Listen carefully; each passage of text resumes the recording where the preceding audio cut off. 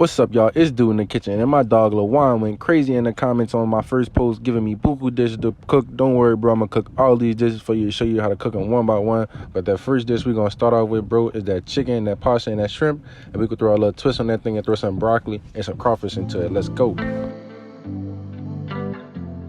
Alright, y'all, let's go ahead and get into that seasoning. We got that Slap Your Mama Cajun seasoning, some garlic powder, some onion powder, some garlic paste, some black pepper, some Guidry's fresh chopped, that's your onion and bell pepper, some heavy whipping cream, some mozzarella cheese, some Italian cheese, and we got those Berrnard crawfish tails, them chicken tenderloins we're gonna cut up and put in that thing, the broccoli we're gonna put up in there, and of course the shrimp. And we can't do nothing without that fettuccine pasta. Alright, y'all, you want to get your medium to tall pasta. You can go ahead and boil that pasta in. You want to throw some salt in that thing.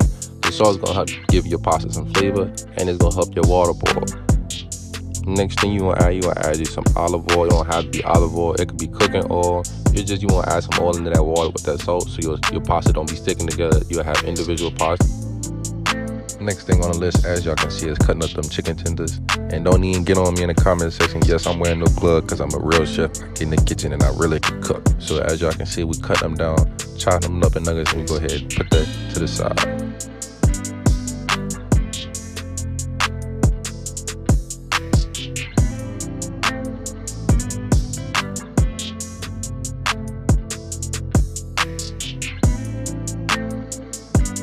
Alright, y'all, let's go ahead and go over here and check on this pot. As y'all can see, the water is now boiling, which means that our pasta is good to go in the water. So what you want to do, open up your pasta, put it in your palm of your hand, make sure you got all of them, let all your little excess ones fall in the pot, break it, drop it in the water, rinse and repeat.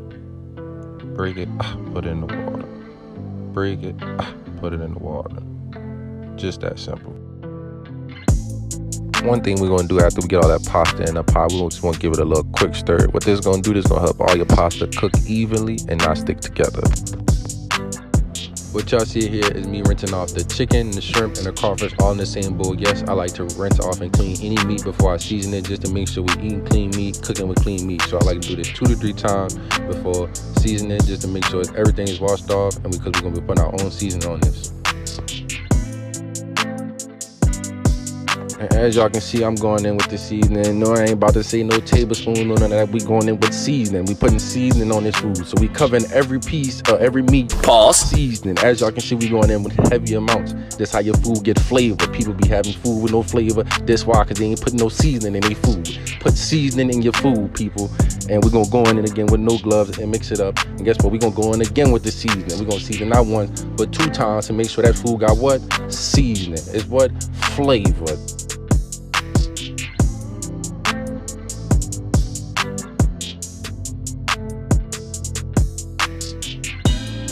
Alright, y'all, now it's time to go ahead and strain the pasta. This pasta is now done. If you don't know if your pasta is done, you can easily just taste your pasta. If your pasta is too hard, that means your pasta isn't done yet. But if your pasta is chewable, it's a gummy, that means your pasta is done. But if your pasta is gummy, that means that you done overcooked your pasta, and it's alright, bro. Play as fuck up. Now we about to do is get some vegetable oil or some cooking oil, put at the bottom of the pot. We about to fry our onion and bell pepper, our Guidry's fresh cuts. We're gonna put that at the bottom of the pot and let that cook for a little minute.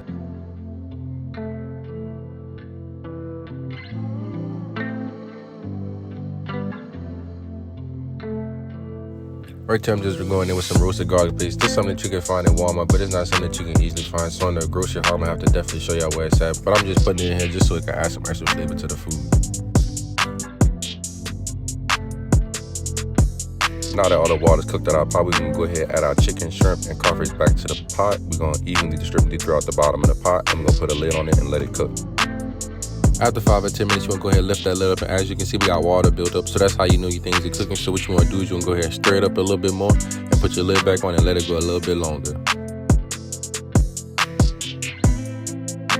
Now after 10 or 15 minutes, what you want to do is go ahead and take that lid off of there, and what you're going to have, everything's going to be cooking, it's going to be rolling, and you're going to have a pot full of flavor. Now we're going to save all this, we're not going to drain no juice off of this, because this is where a lot of our flavor is going to come from when we make our sauce. Alright, y'all, what we about to do is go ahead and make our sauce. This is why I told you don't strain nothing off, because we about to use all that flavor in that pot to make this sauce right here.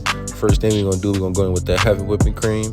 Then we're gonna go in with this Italian cheese. We're gonna make sure we stir everything up in between. We add each item to make sure everything is distributed even throughout the pot before we put in the next item.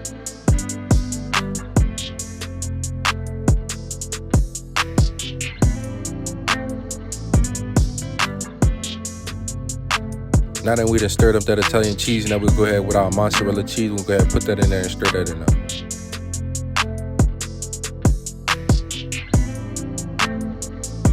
Now once everything is cooked and settled in the pot, you want to go ahead and add your pasta back into that pot. Now what we're about to do is we're about to put in some wrist work. What we're about to do is we're about to stir up that pot, get all that chicken, that crawfish, and that shrimp off the bottom of that pot. As y'all can see, this is what it's supposed to look like when you put in that wrist work and you stir in that pot right.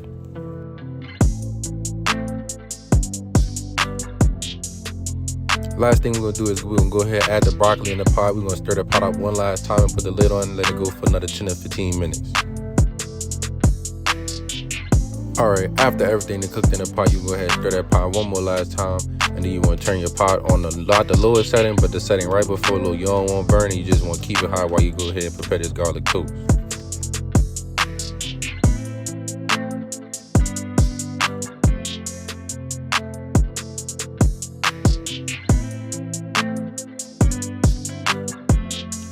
Alright, after 5 to 10 minutes of being in the oven, the bread should be done. Don't go get loaded and forget the bread in the oven and burn on the house. Go make sure you go get the bread out the oven, bro. This is what it should look like when you get it up out there. And there you have it, chicken, shrimp, and crawfish with broccoli and garlic bread. Until next time.